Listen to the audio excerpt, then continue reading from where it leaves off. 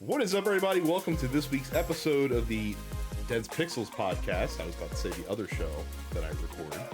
I'm one of your hosts, Brad, joined by my co-host, Micah, Terrence, What's up?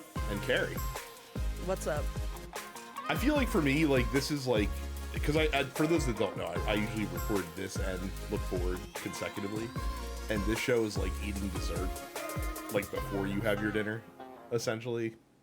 Is it dinner? Like, what are you having for dinner? Hot garbage. Exactly. Hot garbage. It's like the equivalent of eating. It's like the equivalent of eating like Nashville hot chicken, but it's like the hot sauce is too hot, so that it's so hot you can't really enjoy it because your mouth is just on fire the entire time. Like that's what it's like right now. As we determine whether or not we or Israel or Iran are at war with each other. Apparently, as of us recording this right now, no. Maybe. Who knows what tomorrow will bring. But we have video games to talk about. It's actually going to be mostly a community show today because we don't really have any news to talk about. So we'll take a little bit of an extended dip in the post office later on.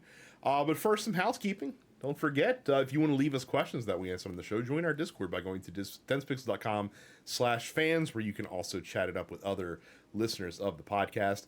You can follow us on YouTube by going to youtube.com/densepixels.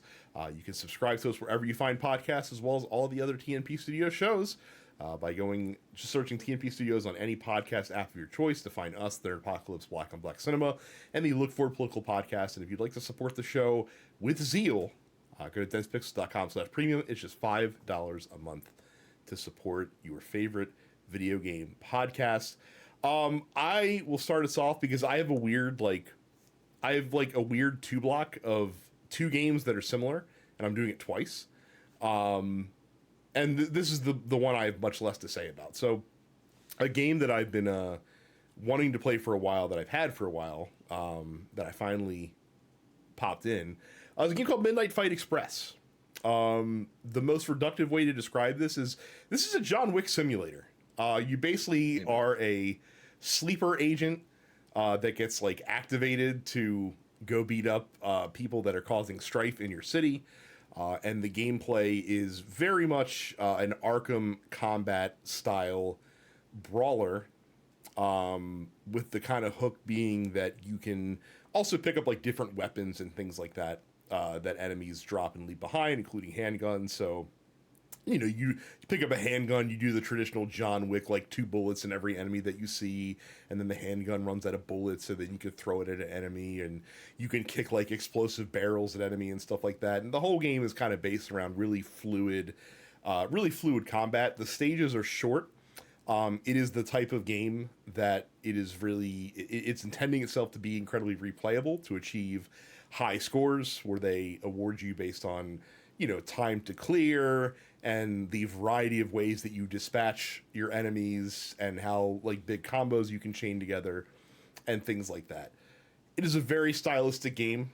If this is something you're into, Terrence, you might really enjoy this very much because, again, it's one of those, one of those games. I know exactly what this is. Yeah. Yep. It's not for me though. It's just not something that I really choose to kind of pursue and chase high scores on.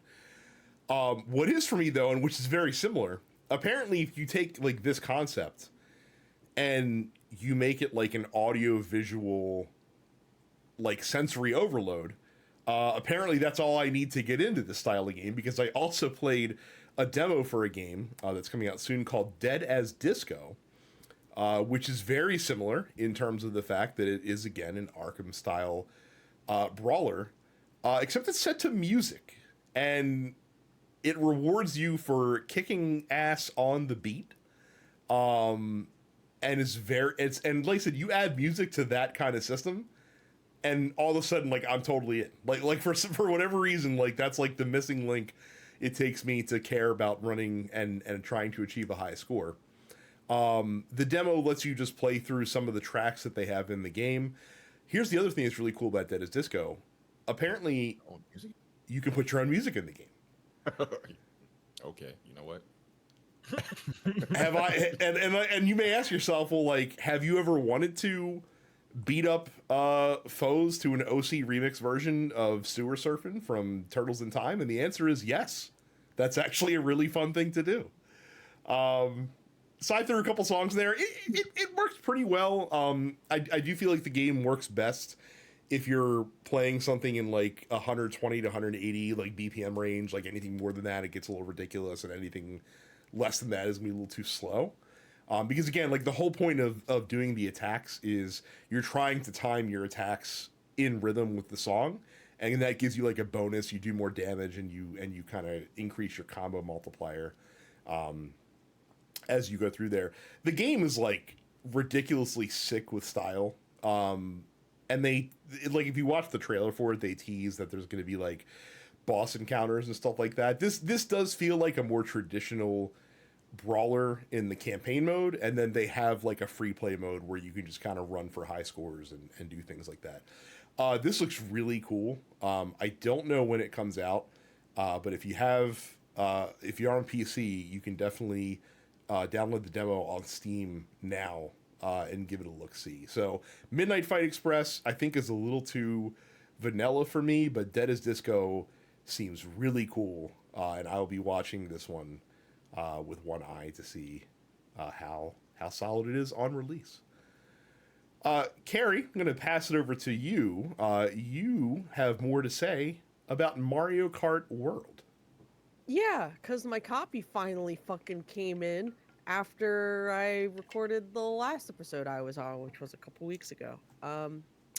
Mario Kart World is ostensibly not as good as Mario Kart 8, but it's fun. I'm enjoying it, but you know, I like the kind of rally stuff in knockout mode, but I wish that like the point to point races were limited to knockout mode. I really wish the Grand Prix was just a classic Grand Prix.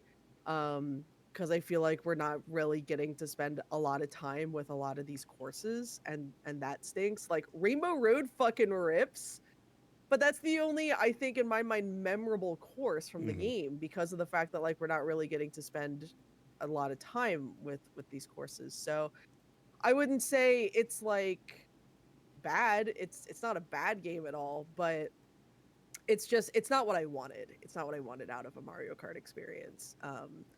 And I understand that they really perfected the classic formula with 8 and with 8 Deluxe in particular. I'm just hoping that, potentially they introduce like a classic Grand Prix mode or something like that as DLC. I'm sure we're going to get, additional characters from outside the mainline Mario games like we did with 8, because they had put like Animal Crossing and Splatoon and Zelda characters in that. So I'm expecting similar additions to World. But yeah, I just like, it didn't hook me the way that I thought it would. So I haven't been playing a ton of it really. It's like I cleared all of the races and all of the solo knockout mode stuff, and I'm just sort of like, okay, like I feel kind of done with it already, which feels like kind of a bummer. But the game that I have been playing a lot recently, particularly within the last week, is I finally went back to Pokemon Scarlet because I had purchased the DLC and then never played it. And the DLC came out like 2.5 years ago, and I straight up bought it and then didn't play it at all. So I finally have done. I finished the first half of the DLC. The DLC at large is called the Hidden Hidden Treasure of Area 0. And then the first half of that is called the Teal Mask. So I have finished the Teal Mask, and I just started the Indigo Disc, which is like the second half of that kind of continuing storyline. I like a lot of the new trainer characters. I think the kind of core little story and how it plays on classic Japanese folklore within with the Teal Mask in particular, I like it a lot. But yeah, God, those games run so fucking good on the Switch too. It's like It's a shame they didn't work like that off the bat, but they run so smooth, so fast. I've been seeing some reports that essentially like the game runs so quickly that it's able to load more Pokemon at a time. So it's like completely broken shiny hunting because it's just made it really easy to do that for people who are into that. Which I guess is great for those folks.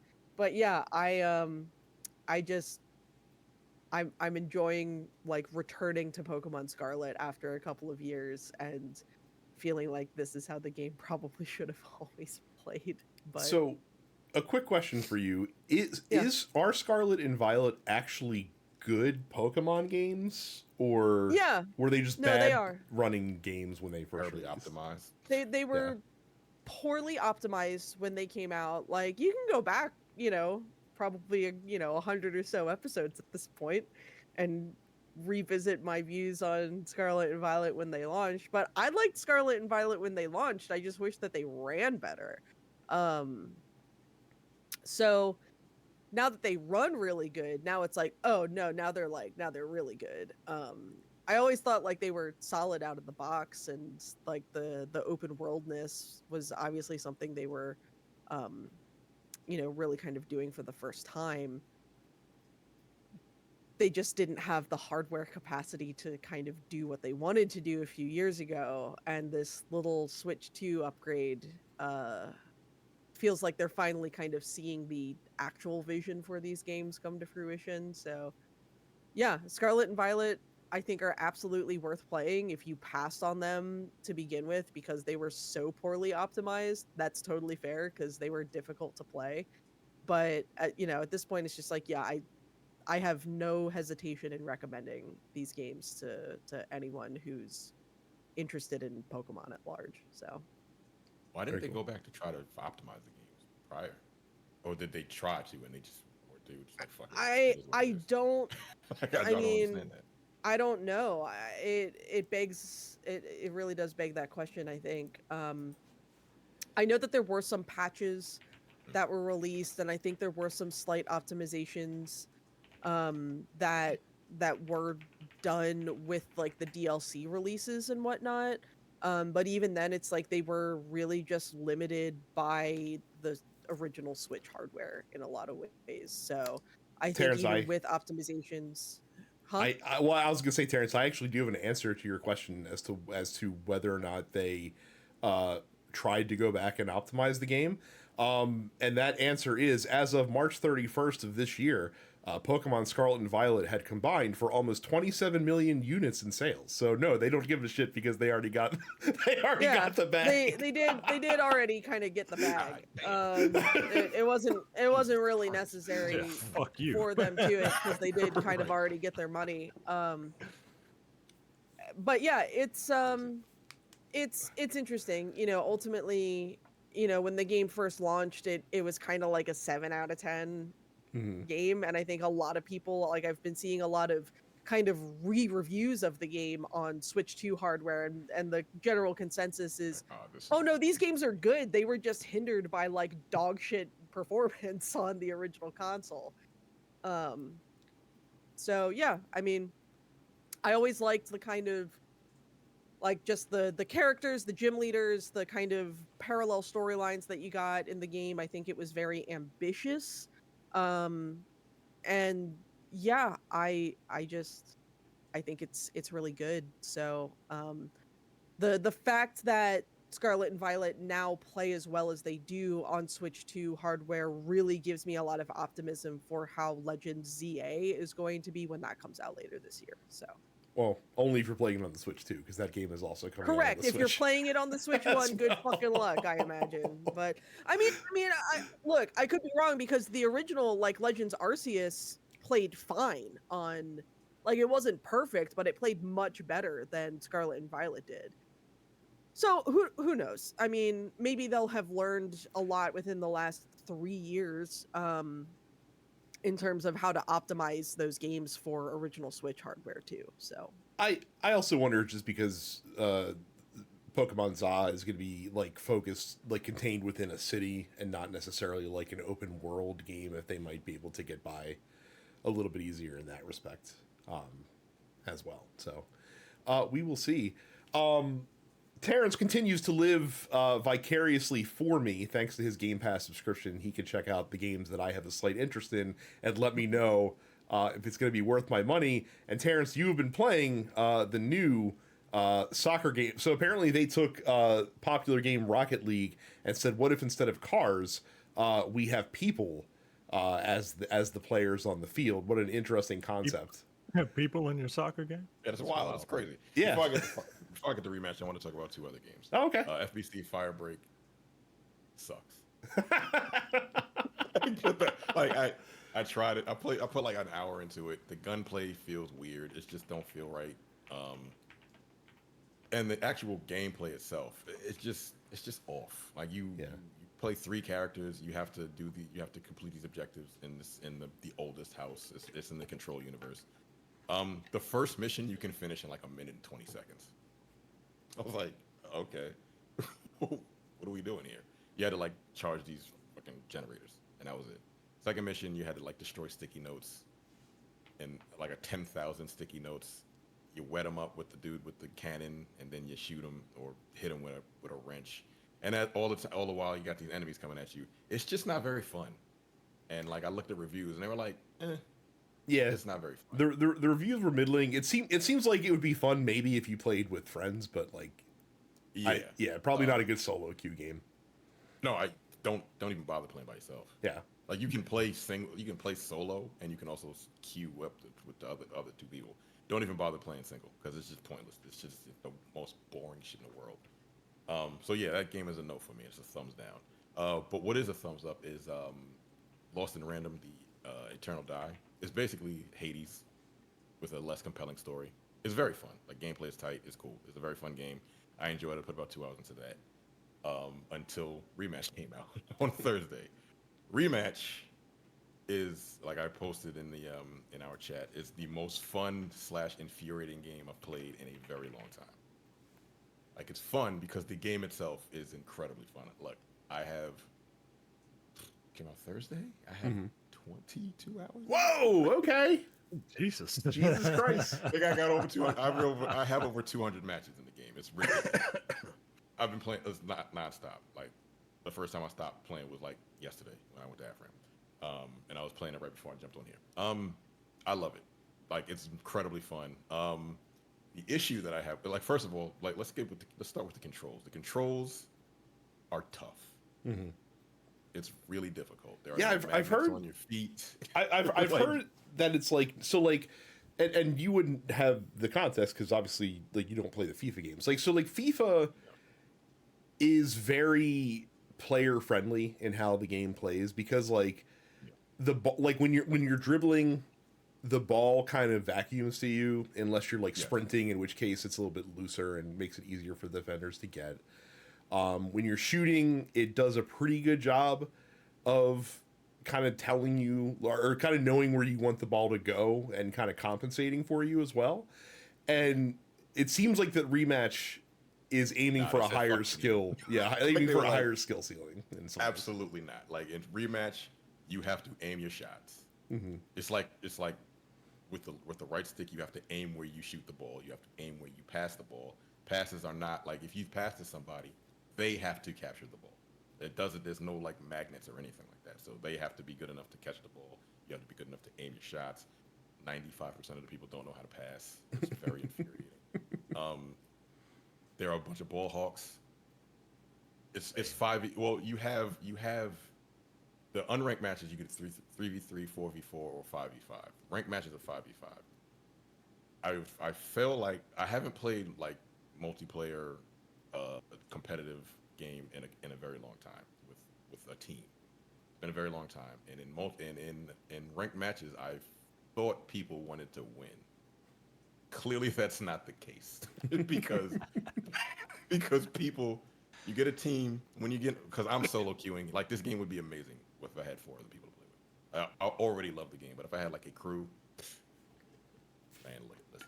But I don't, so I'm solo queuing with 4 other people, and every single game there's at least one person that does not want to pass the fucking ball, and I'm like, so they start doing all the tricks and shit, And I'm like, you're gonna get the ball taken from you within 3 seconds. And just like clockwork, you do the kick, you do the fucking rainbow pass, and then they do this other shit, and boom, ball going.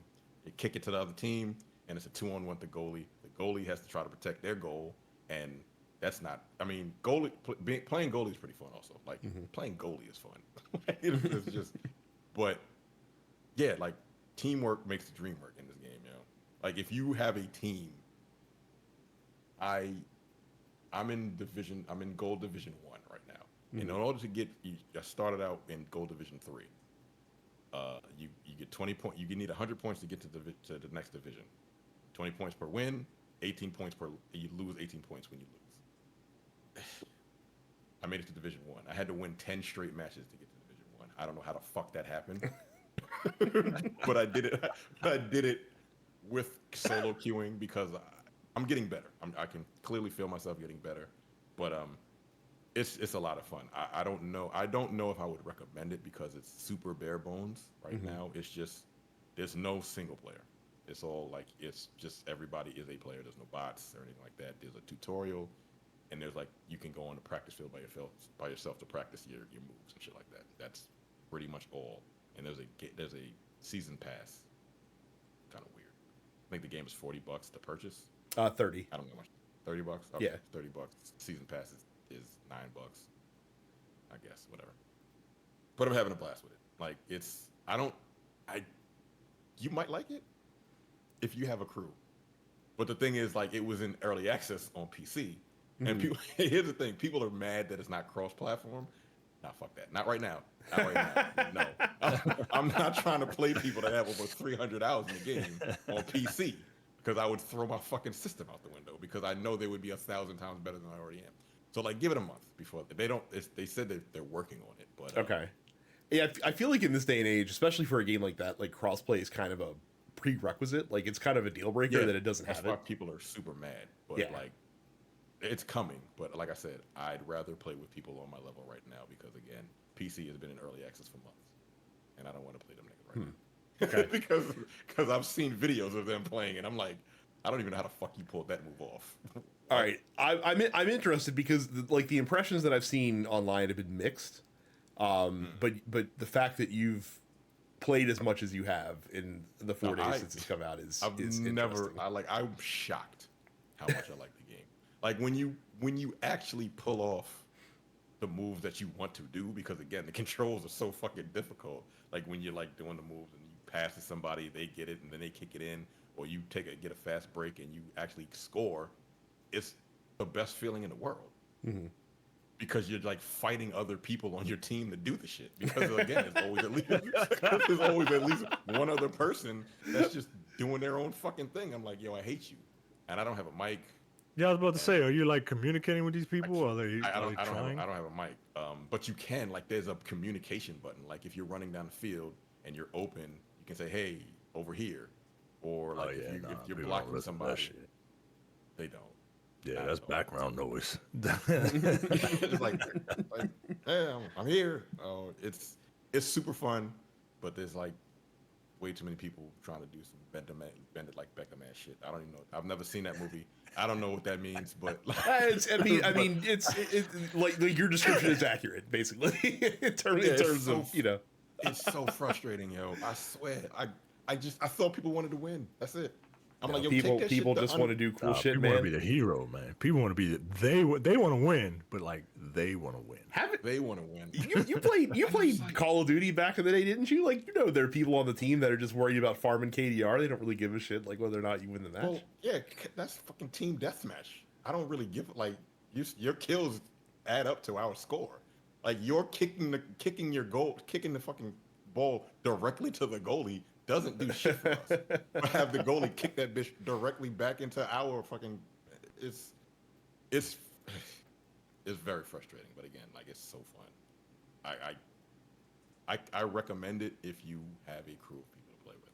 If you don't, I don't think I would recommend it. Well, if crossplay comes and you're still on it, then maybe you and I can hop in for some matches if you're still. And you need to give yourself like an hour at least to get used to control because they're really weird.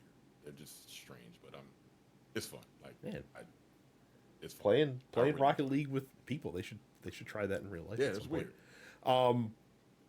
The other game for me is so I've been long curious about the Age of Wonders series. Age of Wonders is it's a grand strategy like 4X game that also sprinkles in some turn-based tactical combat. Now, I've gone on record on this show by saying that I found out about myself that I really dislike turn-based tactical combat. It's just usually not for me. However, I've been vibing with Age of Wonders. One of the reasons for this is because they have an auto battle feature where, like, if you roll up on somebody and you obviously have, like, you know, a big advantage over them from a combat strength, because the game kind of shows you, like, hey, like, this is what the combat's looking like before you do it. You can auto battle, and, you know, the game will simulate the combat for you, give you the result. If you don't like the result, you can go in and retry the battle manually, which I think is a cool feature. So turn-based tactical combat in bite-sized chunks. Apparently, I'm okay with that. Just don't design your whole game around it, and maybe I'll vibe with it. But obviously, the thing that I like about Age of Wonders is more the 4X grand strategy piece of it. Now, coming from someone who plays Civ, Age of Wonders is very different because in Civilization, like, you're really focused on building out your cities and building out different infrastructure and farming different resources. The Age of Wonders games really reward specializing cities more than anything else. So we're like, you don't want to have really like production diverse cities that are producing all kinds of different resources. Like, you want to have like one city that's focused on, you know, production, and one city that's focused on research, and one city that's focused on money and things of that nature. So that's a bit of a different way to play, where you're building much wider instead of taller. I'm more of a tall builder in a Civilization game, so I kind of like rewire my brain to play Age of Wonders, and it's been slow going, but I'm kind of coming to grips with it. Now, the reason that I'm playing two different ones, I'm playing Age of Wonders Planetfall, and I'm playing Age of Wonders 4. As Planetfall might suggest, that is the sci-fi themed Age of Wonders game. Age of Wonders 4 is fantasy based. Weirdly for me, and maybe it's because it's newer, I find myself leaning more towards Age of Wonders 4, the fantasy based one, which again shocks me as much as it would shock anyone listening that knows my genre proclivities. But the other thing that's really cool about these games is that it really leans into customization, right? So like, when you start a game of Age of Wonders, they have pre-made like races and like dispositions, but you can also create your own. Like, you can literally create your own race of people, have whatever alignment you want to, pick like starting perks for them, which kind of determines like your opening strategy. And then in Age of Wonders 4, the way that technology works, which is really more like magic, is that when you start the game, you start with like a tome, right? And whenever you earn enough research points to unlock a new technology, the game offers you like 3 technologies to choose from, and you pick one, right? And so kind of like a roguelike game, you know, offers you perks when you complete like an area and things of that nature. And then once you've earned, I think it's 5 technologies from one tome, then it's like, okay, cool, you've mastered this tome. Now you get to pick the next tome that you're kind of researching from. And they give you the full gamut selection of tomes that are in the game.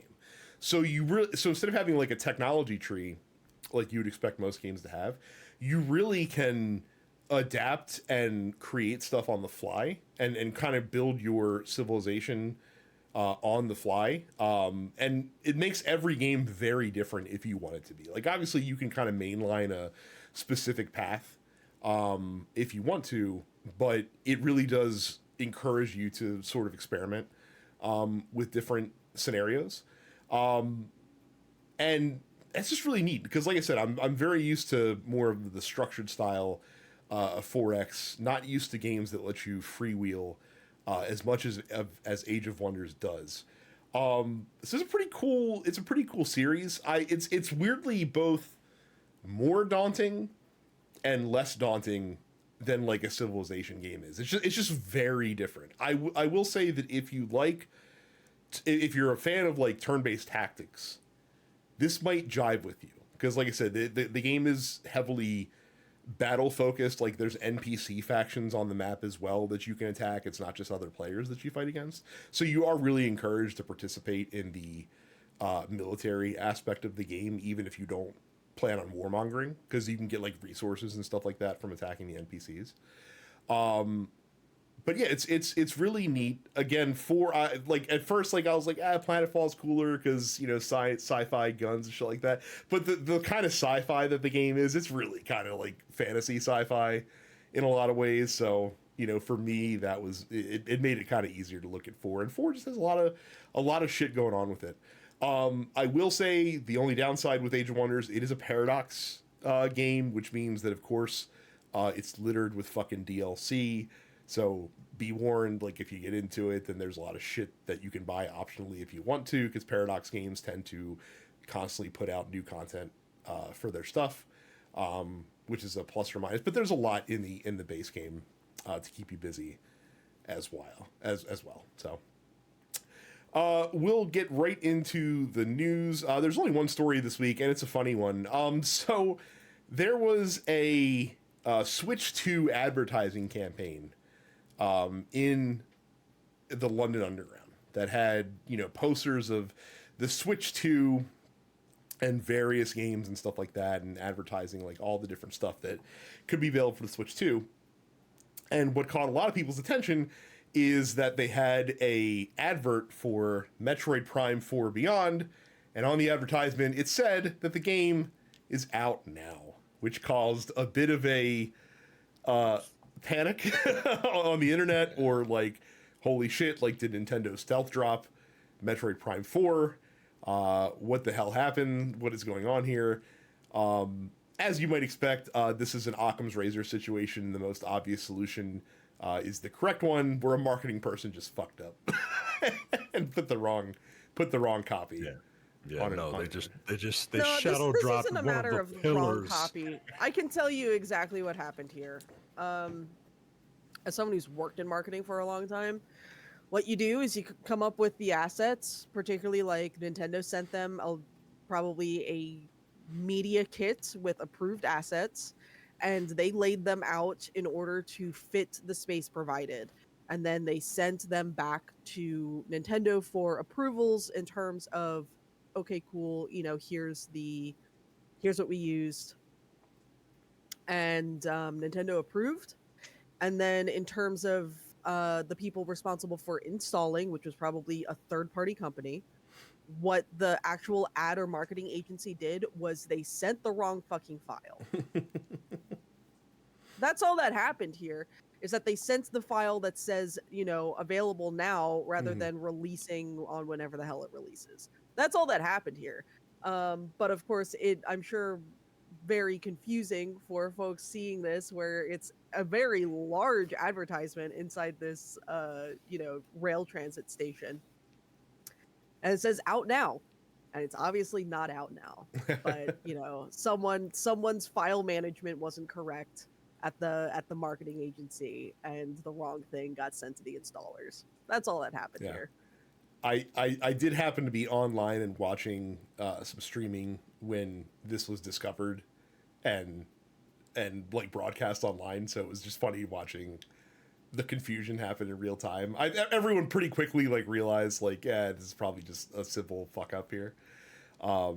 The advertisement has been changed to reflect now that it is coming out in 2025, but no more specified date. A date than that. Nope. Well, Nintendo hasn't given a date. They've just said 2025 this year. So we shall see. That actually does it for the news, believe it or not. So let's kick it right over to the Dense Pixels post office, where you can ask us questions that we answer on the show by going to densepixels.com/fans. We will start with T-Wash, which I'm sure they're asking a question hyper targeted to me, with the disappointment that is the release of Lil Wayne Carter 6.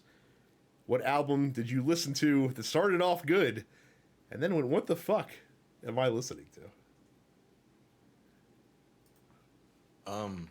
Snoop's latest album that came out in December. I didn't expect much from it, and I'm like, this is kind of dope. And then it just went downhill after like song number 4. I was like, I don't like none of this shit. The first 4 songs were dope, and then all right, you're old. I don't really care no more. Like, but then again, I'm old too, so it's just like, you know. But that Carter 6 was terrible. Like that shit. Lin-Manuel Miranda made the beat that everyone hates. There's this song called Peanuts to an Elephant, and he did the beat. And this is the song that everybody's like, yo, what the fuck is this nonsense? And it sounds like an Inspector Gadget beat. It's weird. It's very strange. I don't know what's going on. Lin-Manuel Miranda should not be making any fucking beats. Like I like his, I actually really like his work, but I was like, I don't know what the fuck you got going on in this song. This shit is terrible.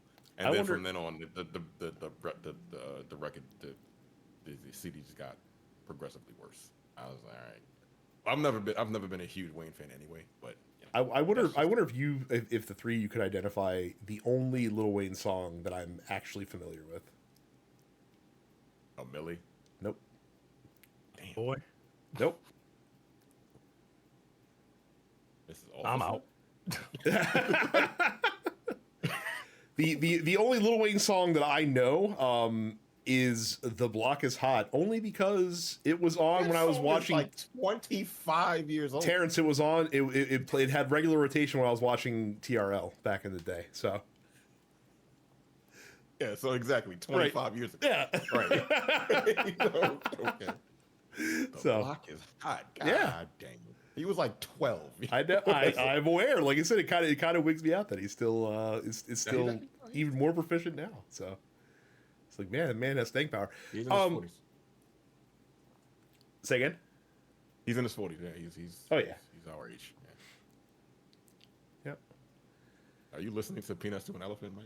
Yeah, yo, look, I don't know music. I don't know music. I don't know music. I don't know music. Yo, it's a wild beat. I was like, yo, I don't know what the fuck they got going on. It's crazy. I'm trying to think. It's hard to think of one that started well and then careened like off a cliff. I mean, I know one that careened off a cliff immediately. The Dave Matthews album Every Day that came out in my senior year, where they had a new producer, and for some reason this is the album where it's like, hey, we're gonna really lean into electric guitar on this one, and it was not good. But that was bad from Jump Street. Like that was immediately a concern when that whole thing came out. I'm really struggling to think of something that started off fire and then slid down from there.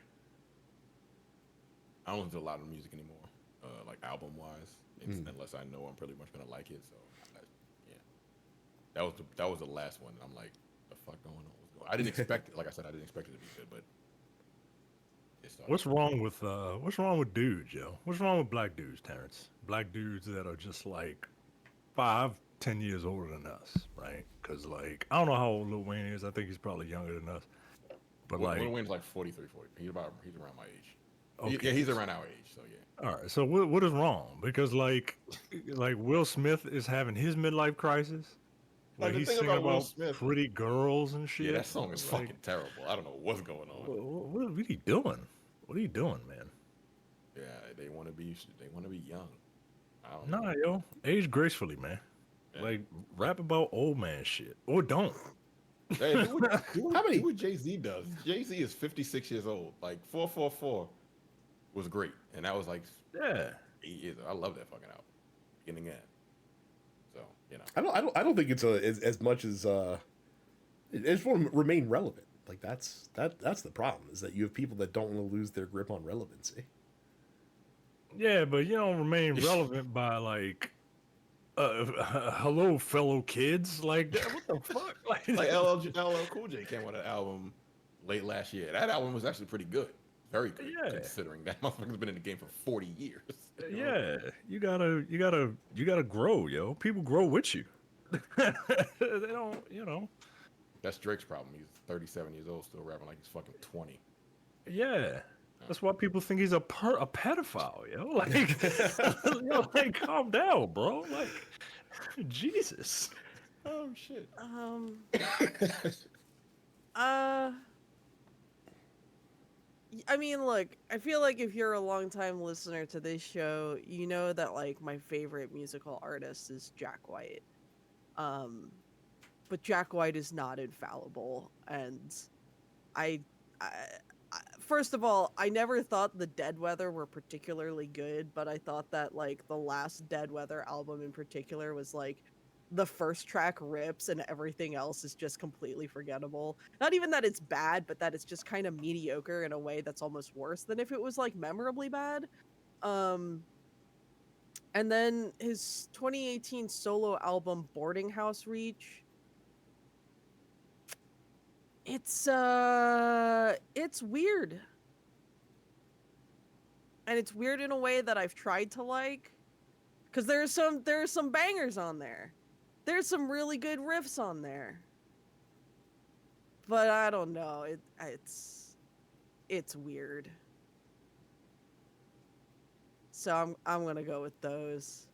All right. It's just like, you know, it's not one that like starts off really good and then just like tanks after the first couple tracks. It's because the bangers are scattered throughout. But it's so inconsistent in a way that like kind of sucked. So I don't know. On the flip side, like the latest album from him, No Name, it's very good. I was listening to that again yesterday. So yeah. All right. Well, Nothing. Michael don't listen to music. Yeah, the last thing I listened to was a Kamasi Washington album. So, you know, exactly, exactly. It's fucking jazz. So I mean, jazz is fine. jazz look, riffs. I love it. Yeah. The shit I just listened to on this show, I don't know what that was. This dude rapping about Snuffleupagus and all right. Like people think like that guy's the best rapper like in people's eyes. Like that guy's like, he's just like, to me, he's just punchline rap, and I need more than that. I mean, he's yeah, good, man. But, You know, nah. I was listening to the last rap album I was listening to. I was trying to find music to go with an Instagram post, and I had taken a picture of Jean Grey, and I was like, oh wait, I like Jean Grey, like the rapper, right? Yeah, like she's very good. she's very good. Like that was the last like rap album. One of her albums was the last rap album I listened to, and she was fucking dope. Like that's what I prefer. I don't what the fuck. I'm good. I'm good. I'm old. Beach Boy comes in with a question that I have good news for them once we read through it. So with the new 007 game coming out, what loved action movie franchise would you like to see as a video game? Listening to the recent episode of the Nerpocalypse, I'd love to see a Predator video game, maybe an online game in which players could be the Predator from the franchise and chase down players who could be based on movie characters. I know there's a game called Dead by Daylight that has that mechanic, but a fleshed out game from this franchise would be cool. Beach Boy, I've got good news for you. Predators Hunting Grounds is a game that exists and is exactly That exists. what you're asking for. They did it. Yep. Not very good. Yeah, it's not very good, unfortunately. Yeah, I mean it's literally the exact thing you want, but it's not great. Here's the thing. Here's the thing about their original question. What action movie franchise would we see would like to see as a video game? They've already done all the ones that are worth doing, and I don't necessarily know that I want anything else that's out there converted into a video game, because if they do it, it'll probably not be done well, because the hit rate on licensed games is pretty crap generally. So it might not be done well, or it'll be a derivative of something that's already like a derivative. Correct. Like that game you talked about at first, the John Wick game, right? Like it's Midnight Fight Express or whatever, right? Like it's already a derivative of John Wick, which is already a derivative of other action movies. So, you know, the best you could hope for would be like an Uncharted style, which is a derivative of Lara Croft, which is a derivative of Indiana Jones. Right.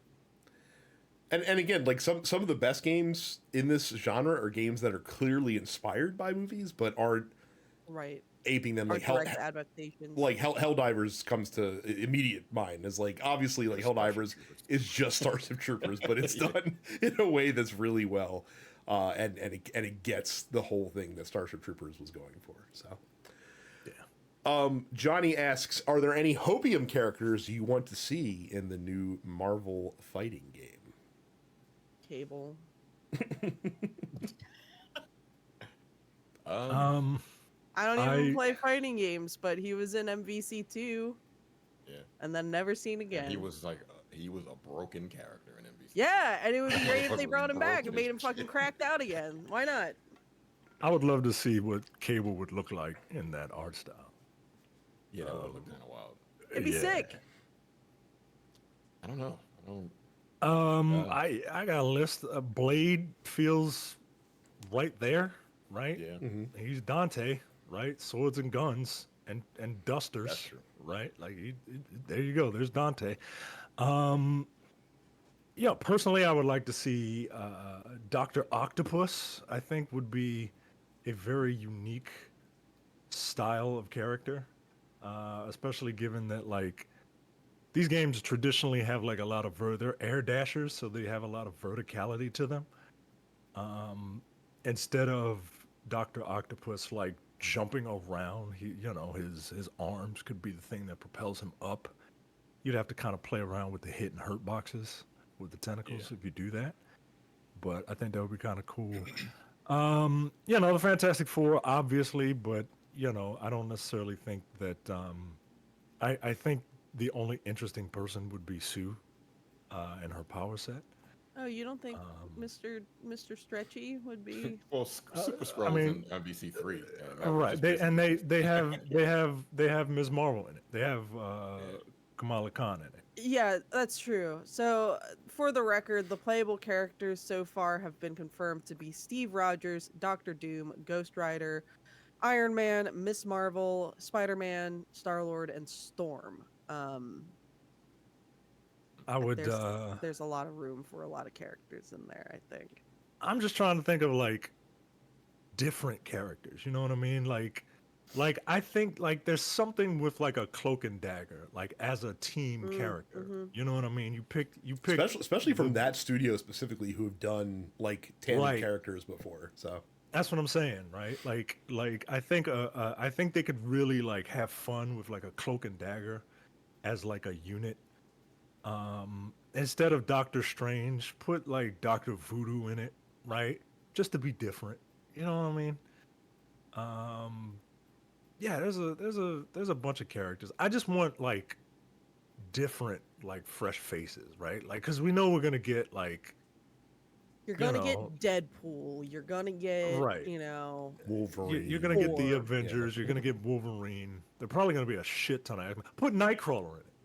I mean, I would like to see Nightcrawler. Yeah, definitely. Yeah, if you're gonna put X-Men in it, the first one you should the only other one besides Storm is the first one you should put in is Wolverine, and the second one should be Nightcrawler. I think that would be super duper dope. Yeah, man, there's a ton of characters that I think would be really good outside the box picks, not just like Gun Guy, Gun Girl, Arrow Man, Arrow Girl. Right. You can have look, there's a bunch of hand-to-hand people. You can't have like Iron Fist and Daredevil and Winter Soldier and bring in like some like I want to see like tanky kind of dudes. Like I want to see Juggernaut. I want to see Juggernaut. Colossus. Like there's got to be a big man, right? Like there's good or a big character, right? Like I don't know, man, but like I want them to kind of go outside the box.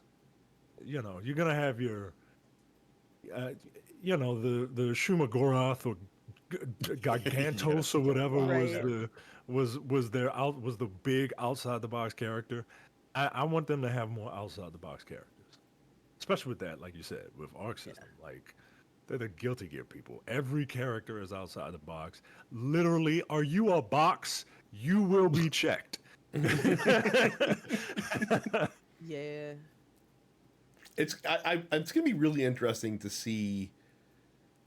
Well, maybe not, because like I said, the FGC is not typically a myopic community. Like they're the people that play like, you know, Marvel vs. Capcom probably also play anime fighters too. So like, I guess it won't be that different of a style wake up for a lot of people. Maybe casual fighting game fans might be shocked if this game plays like an anime fighter. I mean, so you're gonna have people that like are gonna come into this with an MVC mindset, and they're gonna it's gonna take some growing pains. They're gonna be like, oh, this shit sucks and all that, until they get good at it, and then they'll be like, yo, this is dope, right? Like that's just how the FGC is.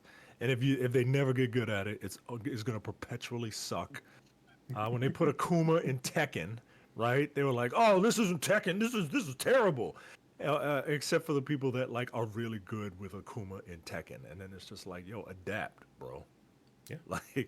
Like figure it out. I'm looking in the kind of like history of MVC characters and like the Marvel lineups, and like there have been some interesting kind of deep cut kind of Yeah, characters. Marrow is in that game. I was gonna yo. say like Marrow was in MVC 2. Marrow and Cable were both in MVC 2. Shuma Gorath, as mentioned, Spiral was in MVC 2. But like I would love to see Marrow back. Like Marrow fucking rules.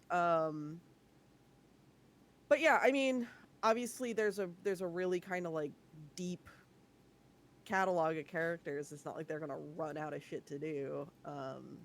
But yeah, Cable's gonna be my top pick because I am nothing if not predictable. Film Wander says Logan Paul is one hateable ass motherfucker.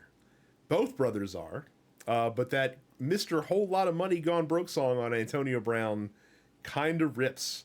Name a good point from a piece of shit in the gaming, racing, or wrestling world, and they're only asking because Antonio Brown did some dumb shit, including recently with an attempted murder at a celebrity boxing match in Miami.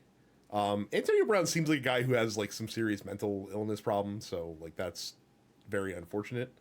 I don't understand the question. Basically, can you say something nice about someone who is a known garbage person? The worst person you know just made an excellent point. Yeah. Yeah, Do you worst have an person you know example of made a that? great point. I don't know bad people. I don't hang around with terrible people, but that interview with Ted Cruz and that scumbag ass dude. Yeah, fucking Tucker Carlson. Yeah. That happened last week was pretty fucking funny. That was pretty much it for me. But he can still go to hell for all I care. No, Tucker what else Carlson was- can fall down a fucking ditch, but also seeing him press Cruz like that when a lot of other media people have kind of avoided doing so was Very much very avoided fun to doing see. so. I mean, Yeah. again, like the way he conducted that interview is like the way that Jay and I have been begging Right. regular interview people to conduct interviews. Like, yo, don't let these people off the hook. Like call them out on their bullshit constantly, and that's because Tucker Carlson's not worried about maintaining Yeah, he's access not to on tech Fox anymore. crews. He's like, I don't Yeah, give a like fuck. he doesn't give a shit. So, Yeah, he but can which still also burn goes to in show how hell. full of shit he is. That he knows to ask those fucking questions, but he didn't do it when he was on Fox because he was trying to protect his bag. So, I think he had a herpes sore on his lip when he was doing that interview. It was weird. It could be. You know, look, I'll give you an interesting one. The Undertaker seems like a really good professional wrestling guy who we have since found out is kind of like a dirtbag from a personal I hated that politics fucking Trump standpoint. interview when he brought his Yeah. fucking daughter out. It was like, with trans women in sports. This is my daughter. I'm like, that was some scumbag shit. Yeah, bro. that like as we have found, like the Undertaker has some really shitty opinions on a lot of subjects, but by all accounts, still a great mentor and guide to the next generation in the professional wrestling industry. So there you go. Yeah. A lot of them, motherfucking Yeah. honestly. Yeah. You know, Yeah, I just can't. and Roman Reigns, or Trump. What did he say? He said something wild. Yeah, I think that was him trying to read the tea leaves and just appeal to. I don't know that he's that much of a fucking douchebag. I think again he is someone who is worried about bag protecting essentially. Yeah, he's worried about brand management at this point. He didn't have to say anything. Exactly. True. Well, Yeah. he's stupid. He's stupid, just like his cousin. Yeah, He's stupid. we didn't say he was smart. So I'm not gonna make Mike or Carrie say something nice about. Well, Carrie did just profess her love for Tucker Carlson, so I'm not gonna make Mike. Yeah, totally did that. I'm literally thinking, man, like the worst people in wrestling I can think of are like Hulk Hogan. There's literally nothing nice. There's to say no about redeeming quality. Man, let me tell you something. Didn't we all get a little excited when that story first came out, where like Bubba the Love Sponge, like, hey, everybody, guess what? Hulk Hogan is literally about to die, and then like it got debunked like the next day. But that was fun for 5 minutes. I was like, oh, look. Again, I've never been a Hogan fan, even when I was a child. Yo, he pushing up on Macho Man's wife, nigga. Like, what the fuck? Like, get out of here, bro. You a home wrecker, bro. You a home wrecker. The best thing about you was the song, and now I can't listen to that. Yeah. R.I.P. in peace, Rick Derringer. Speaking of that, Yeah, he just died. the creator of the only redeeming quality of Hulk Hogan, unfortunately, passed away a few weeks ago. So. There you go. That's the positive. Yeah, great song. Great song. Should as I said on this show before, that song should be the song that the President of the United States walks into any room to instead of "Hail to the Chief." It should be "Real American" instead. Don't say that too loud. Except for Trump. Don't do that. Don't say No. He's definitely not cool enough to get that, but he'll do it. I know he would. I know he knows. He fucking Triple H. YMCA. I feel like look, I'm gonna say something. I think Trump is gay. I think he's. I honestly believe he's kind of. I think he's closeted. Honestly, I think he's very. Asshole, I think he's fluid. Yeah, he might be. Like the things that come out of those imaginary. Like, I'm not even joking. I'm like legitimately serious. I think he might be like bisexual. He says some wild shit now. He really does. He be saying some wild shit, but he can't be. He's fucking 80 years old, so he can't really. And a Republican, so you can't just be out like that. He just can't come out. Like his mentor was a gay man, so I'm sure back in the 80s, 70s, 80s. Man, it was shit. Yeah, they probably look. To each their own. I just wish the man would be able to live in his truth. That's all. That's it. Yeah, that's it. Anyway, that was a tangent. I'm serious, guys. I believe you. Beach Boy also asks me. They know I'm into my handhelds. Have you heard or got into Ambernet consoles, the handheld emulators? I got a couple of them pretty cool. I have several, actually. I mean, there's one literally right behind me. I have the little Game Boy SP one downstairs. My wife has a Pal Kitty handheld as well. Yeah, they are fun little toys. I don't know if they're good value now because of the additional expenses that are added to them thanks to the current political climate. But yeah, they're a fun distraction to have for like old emulation stuff. What I'm not a fan of and what I will not get into is like kind of the more like mid-range emulator consoles that you find in like the $150 to like $250 range that can play like up to like PS3 360 era games and stuff like that, because I have a Steam Deck, so like anything that those can do, the Steam Deck can do, and that's just fine. But yeah, like I love those little Ambernet consoles. They're very fun. Kirby Curb Forever says, "Hey guys, just got done replaying Uncharted 4. The villain Rafe in that game is great. He is scary, funny, and charming. Who are some of your favorite video game villains that are scary and funny, etc., just like Rafe was in Uncharted 4?" I don't remember. I don't remember video game villains. I should be playing the game just to beat them. I couldn't tell you. I mean, just because it's top of mind, Handsome Jack at the time was very I do remember charismatic.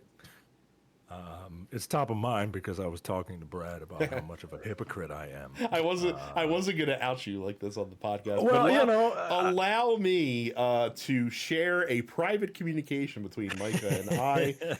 Micah texted me on Signal today saying, "Remember when you said that Borderlands 4 might have slightly piqued your interest and I chastised you for it. After seeing some of the recent gameplay previews, I am reminded that I am a hypocrite. I am, guys. It looks interesting to me, man. It looks interesting. I don't know if it's just because I'm buying what they're selling, or but some of the gameplay mechanics with like that boss fight seem pretty interesting, and they're saying the right stuff, and the right people are saying it. The people who are making the game, and not the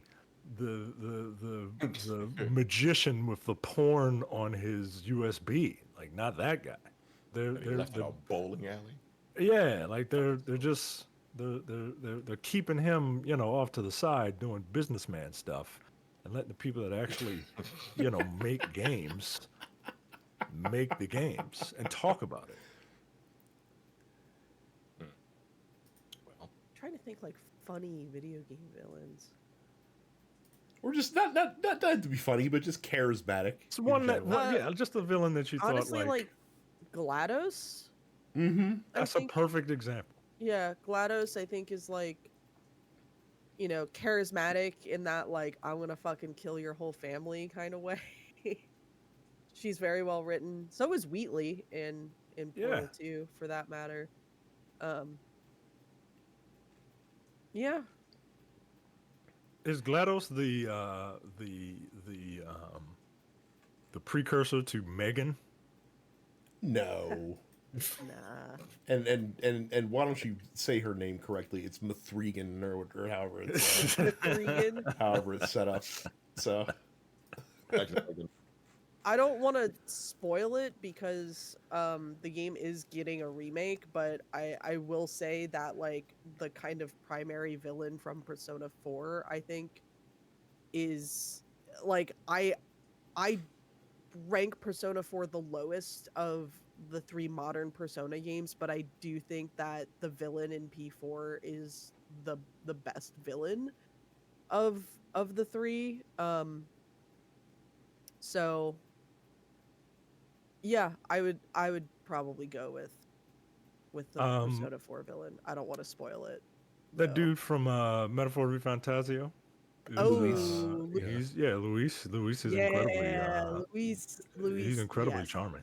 Yes, very charming, very charismatic. That's his whole deal, right? That's his deal, yeah. Well, I mean, his whole thing is like, when the game first starts, like you're listening to the shit that he says, and you're like, this guy's making some halfway decent points, but then he just kind of keeps going, and you're just like, oh, okay, like your heart is sort of in the right place, but like the way that you want to get there is like so not the right way to fucking handle this, this situation. Like you are speeding past the line. Yeah, that's Luis is a good one, for sure. I think that I would. We brought him up. I get why people like Trump. I do. He's funny. He is. He's funny. He's terrible. He's a terrible person. We need to do a tight 10 stand up. Yeah, man. He's fucking hilarious. He's funny. Just get him out there for 10 minutes. Get him right off before he starts like really ad-libbing. And, don't touch politics. And then, I can't remember where I saw it, but I saw someone say like the best thing that could happen to us is for us to somehow get him into like a Truman Show type of situation where he thinks he's the president, but he doesn't actually affect anything, and we can all just watch it because like without consequences, like that would be massively entertaining. But the fact that like the reason it's a problem is because we all have to deal with the fucking fallout from the dumb shit that he does. So yeah, if I could just watch a funny old man sundown, with the and just watch him go out to pasture, like I'd watch that. That'd be funny. But like, not now. No, ain't nothing funny about this shit at all. Anthony says, casual gamer here. Spent my entire youth playing sports games exclusively. Got into open world RPGs as an adult. My preteen son loves these sandbox games with no real point. Why do kids like this, in your opinion? I thought about this when Micah said his son was trying to catch the train in Mario Kart. I think it's because kids have they still have their imagination. They haven't had it sucked out of them through age and adulthood. And like they literally can just make their own fun. Like you remember as a kid, you could just like you just be thinking about random shit, and you know you can play by yourself. And Yeah, the reason why we didn't gravitate towards those games, people like in our generation, is because we didn't have those type of games. Like those games didn't exist when we were younger. Those like the games that we played were much more restrictive in what they allowed you to do. I imagine that if I had been GTA came out, I was already fucking 22. right, exactly. That was that was almost that was like one of the first ones, right? Where it's like you could really kind of do your thing.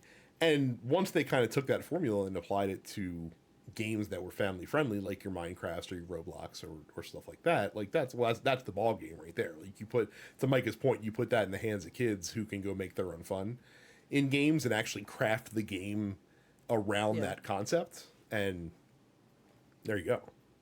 So, you know, my partner has 2 kids. The older has very much been into Roblox. The younger is starting to get into Minecraft. And Roblox for the older child, very much a social thing. So it's like they're playing online with their friends. You know, that's the big thing. It's less of a, oh, we're specifically trying to play this game, and more of it being like an online hangout space.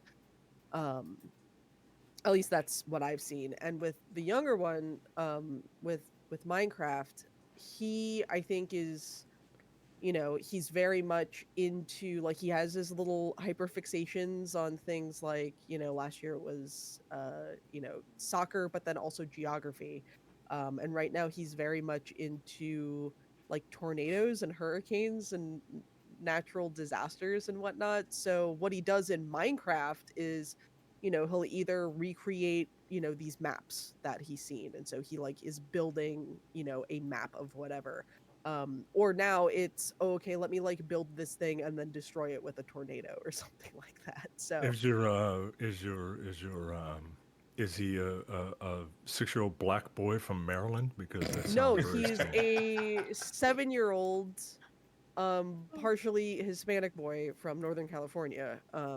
But yeah, very, very into Minecraft right now, and very much into making like big whirlpools and stuff like that, and Yeah, building destroying shit things. just to break it. Yeah, Yep. that sounds real familiar. Yep. I think for little boys, that's very much a thing, is like the desire to break things, and then being able to do so in a game like a Roblox or a Minecraft where there actually aren't any consequences for having broken anything.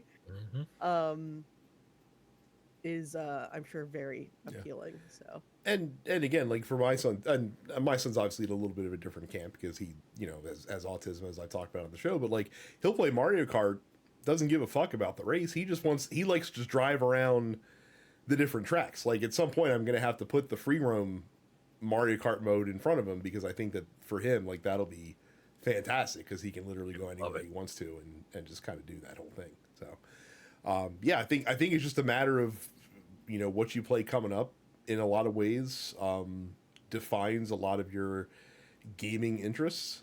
And then later on, you might find some stuff. You know, to Anthony's point, they said that they kind of discovered RPGs later on, and you know, I'm kind of in the same boat where, you know, I've just like once I got a PC, I started playing all like the dad games that I couldn't play before because they don't come to console, that are right up my alley. So. But yeah, like that's the people that make those games, they know who their audience is and they know what the fuck they're doing too. That's the other part about it too. They craft them specifically to hook people in, and keep them around. So Duke asks, is the bag too large for WWE TKO Machine to not consider going to Saudi Arabia this week? With the news now of the ceasefire between Israel and Iran, that probably takes care of that problem. I would imagine. Yeah. So yeah, I'm sure Triple H was like, hey, Don, can you can you figure this out? Because like we got a $50 million, Endeavor's got a $50 million bag coming. right.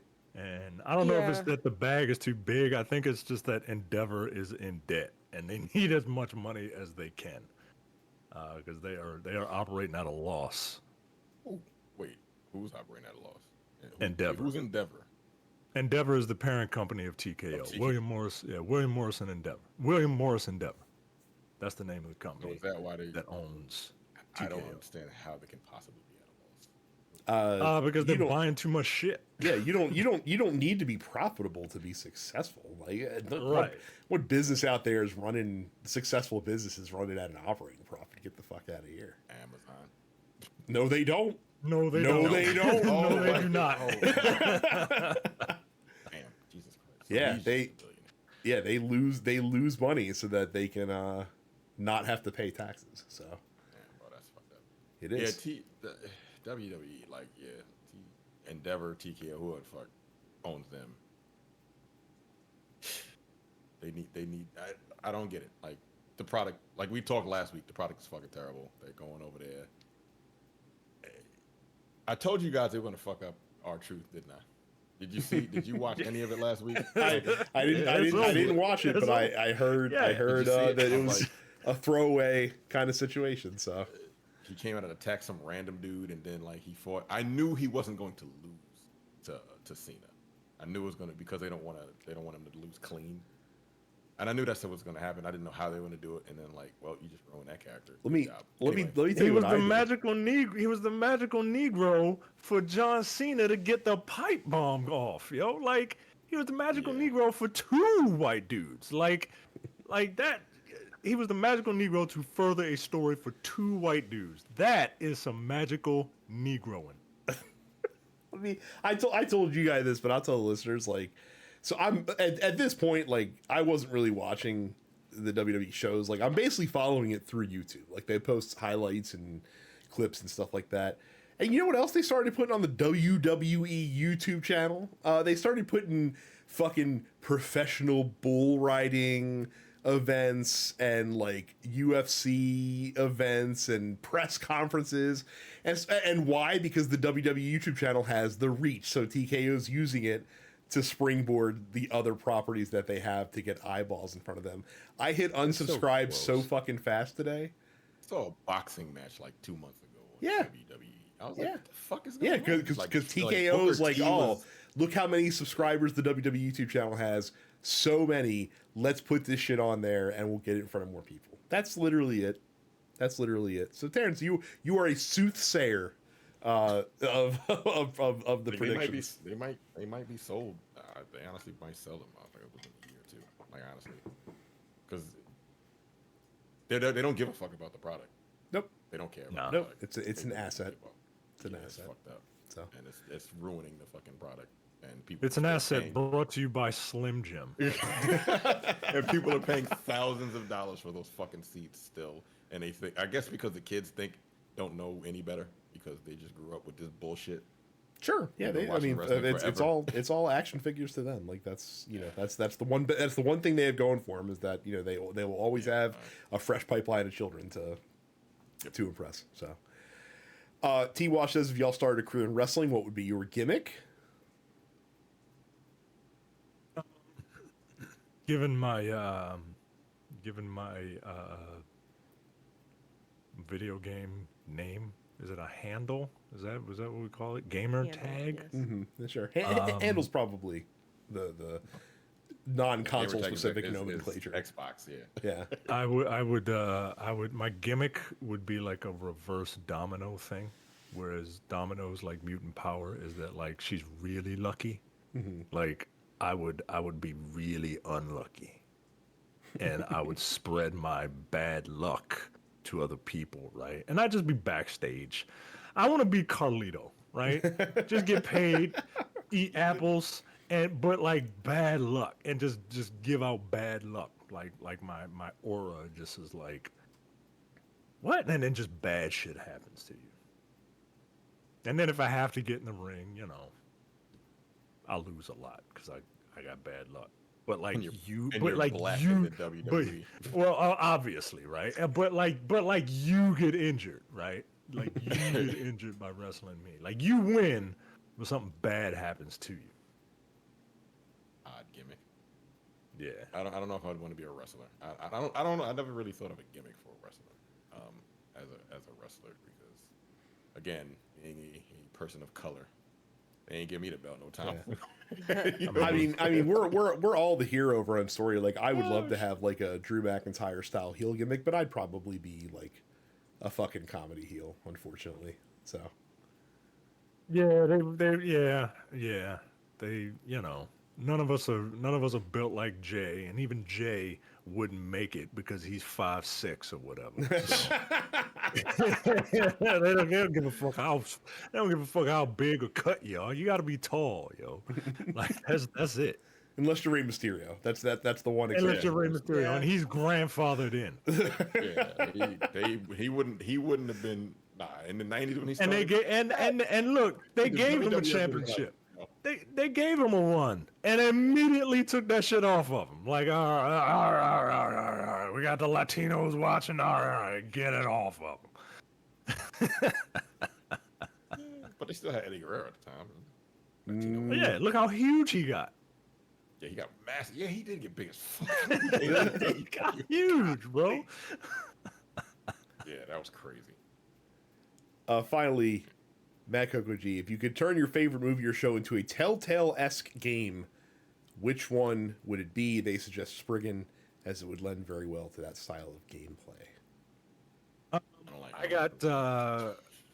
got two, right?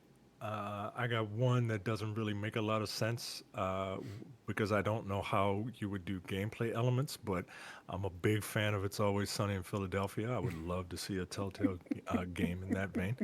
One that I think does make sense and would have like gameplay elements as well as story is The Bear. I think you could really pull off a really good story, and gameplay would be like, you know, cooking. Yeah, like you would have like like intense cooking scenes where, you know, you could fail. You know what I mean? Like I think that would work for a Telltale style game. I could see that one actually. I'm not a fan of this franchise per se, but like they've tried a couple times to make a video game in the Fast and Furious universe, and it's always like ended terribly. But I think it could work as like this sort of like narrative driven, like, you know, choose your own adventure style game, where the action sequences are scripted and you don't have to worry about, you know, having player agency in those pieces, and just have them make like the character and narrative decisions. You say you're not a fan, yet you described every single movie and that they end terribly.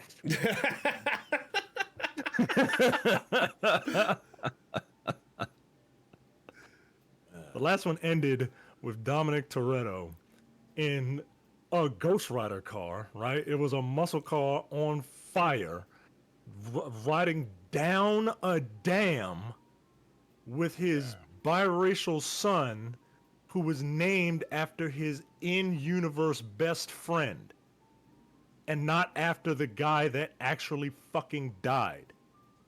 Yeah, that doesn't make a lot of sense. It doesn't, yo. It doesn't. I'm not naming my kids Jay and Terrence, yo. Like, that's weird.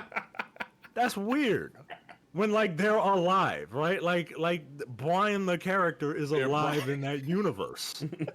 Like, it's weird, yo. It's just weird. Brian after my little Brian. Like, shut up, yo. In remembrance of the nigga that's down the street. Right. Remembrance of the guy that you were just on the phone with? What? Weird. Oh, man. They didn't think that one through at all. They really didn't think it through, yo. Like they and that's the thing. Like they had their heart was in the right place, but like their mind wasn't. Yeah. And they didn't fix it. They was like, oh shit. They probably. Did anyone bring that to their attention? Like, Brian's still alive. Like, he's not dead in the movies. He's just, you know, off raising his children because Weird. Whatever. And poor Jordana Brewster, she got shafted in that franchise. Right. Just like, oh well, I guess I gotta be over here with my husband. Like, well, where's Brian? Oh, what are you doing here? Where's Brian? Oh, he's watching the kids. While we go on our bootleg Mission Impossible movies. Like Carrie, what do you got? Anyway, I don't know, man. Like, my favorite shows are sitcoms. Like, I've been watching a lot of King of the Hill recently. I don't know if that would or would not make a Telltale style game.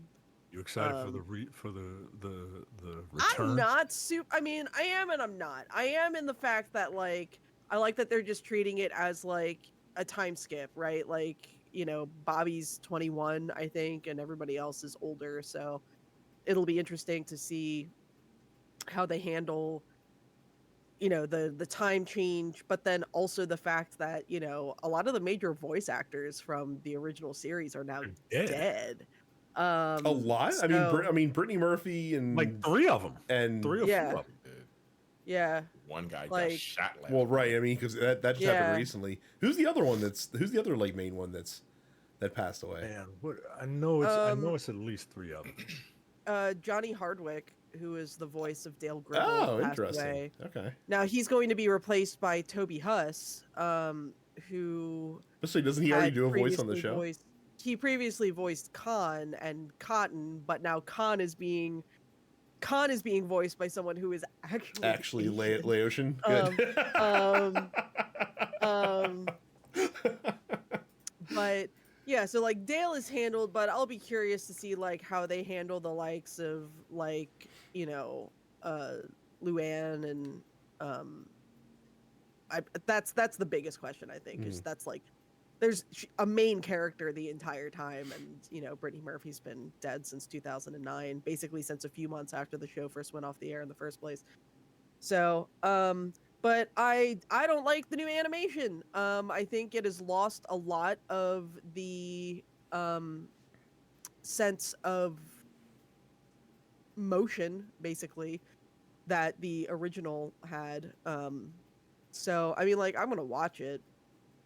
I watched a lot of King of the Hill when I was a kid with my dad, and I have a lot of free time right now, so it's something to do. I will say, so I am just interested to see how they handle, like I said, obviously the political moment that we're in, because that show did not steer away from politics in its original run. Now it was a much more lighthearted time back when it was first airing. But it will be interesting to see Hank Hill having to come to grips with the person that he almost undoubtedly voted for at least once. Right. But yeah, like in terms of like a Telltale game, like I don't like, maybe King of the Hill would be good for that. Maybe that 70s show would be good for that. But like, I can see that 70s show. That could Yeah. be, you could do that. Like just kind of have it, you know, where you're controlling different characters. Like I don't think you can control just one character throughout that game. I think you'd have to that's true. Yeah, perspective you would shift. have to kind of shift around between the kids. Yep. So Well, good shit. We are all caught up in the post office. It only took us like a month, Yay. then we did it. So that is going to be it for us today. Again, don't forget to follow us where you can follow us and to join the Discord by going to denspixels.com/fans. We thank you all very much for watching and listening, and we'll see you all the next time. see ya. Yeah. You're watching the Dense Pixels YouTube channel. Click the subscribe button while you're here, and make sure you check out our weekly podcast where we discuss the latest gaming news and our impressions on what games we've been playing.